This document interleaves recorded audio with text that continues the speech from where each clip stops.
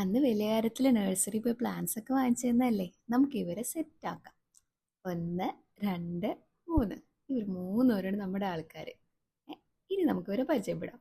ഇവനാണ് C plant. ഒട്ടും maintenance വേണ്ടാത്ത ഒരു പെർഫെക്റ്റ് ഇൻഡോർ പ്ലാന്റ് ആണ് കേട്ടോ. ഇൻഡയറക്റ്റ് സൺലൈറ്റ് കിട്ടിയാൽ മതി. വല്ലപ്പോഴും വെള്ളം ഒഴിച്ചു കൊടുത്താൽ മതി. ഒരു 2 വീക്സിൽ വൺസൊക്കെ മാത്രം വെള്ളം ഒഴിച്ചു കൊടുത്താൽ മതി കേട്ടോ. ഇനി അടുത്തവനാണ് നമ്മുടെ മാർബിൾ പൊത്തോസ്. അതിൻ്റെ ലീവ്സിൽ ഇങ്ങനെ ഗ്രീൻ ആൻഡ് വൈറ്റ് കളർ വരുന്നതുകൊണ്ടാണ് അതിന് ആ ഒരു പേര് വന്നിരിക്കുന്നത്. ഇതിന് നമ്മൾ ആഴ്ചയിൽ ഒരു വട്ടമൊക്കെ മാത്രം വെള്ളം ഒഴിച്ചു കൊടുത്താൽ മതി. ഡയറക്റ്റ് സൺലൈറ്റിൻ്റെ ആവശ്യമില്ല. ഇൻഡയറക്റ്റ് സൺലൈറ്റ് കിട്ടിയാൽ മതി കേട്ടോ. ഇനി ഇവൻ്റെ കസിനായിട്ട് വരും നമ്മുടെ അടുത്ത് ഗോൾഡൻ പൊത്തോസ്. ഇവനും നമ്മുടെ മാർബിൾ പൊത്തോസ് പോലെ ലോ മെയിൻ്റനൻസ് ആണ്. നമ്മൾ 1-2 വട്ടം ആഴ്ചയിലൊക്കെ വെള്ളം ഒഴിച്ചു കൊടുത്താൽ മതി. അത് ഡ്രൈ ആയിട്ടിരിക്കുകയാണെങ്കിൽ മാത്രം കേട്ടോ. അങ്ങനെ 3 പേരെയും ഞാൻ എന്താ സെറ്റാക്കിയിട്ടൊക്കെ വെച്ചിട്ടുണ്ട്. ഞാനൊരു മാറ്റ് വാങ്ങിച്ചിട്ടുണ്ടായിരുന്നു. അപ്പോൾ എൻ്റെ ഒരു വലിയ ആർട്ടിഫിഷ്യൽ പ്ലാന്റ് ഉണ്ടായിരുന്നേ. അപ്പം അതിനാ കോർണറിൽ കൊണ്ടുവച്ചു.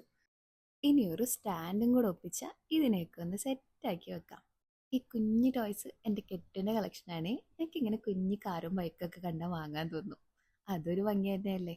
ഈ വീടിൻ്റെ ഉള്ളിൽ ഇങ്ങനെ ചെടിയൊക്കെ വെച്ചിരിക്കണത് എനിക്ക് ഭയങ്കര ഇഷ്ടമാണ്. സോ ഇതാണ് നമ്മുടെ final look. Hope you all like the video.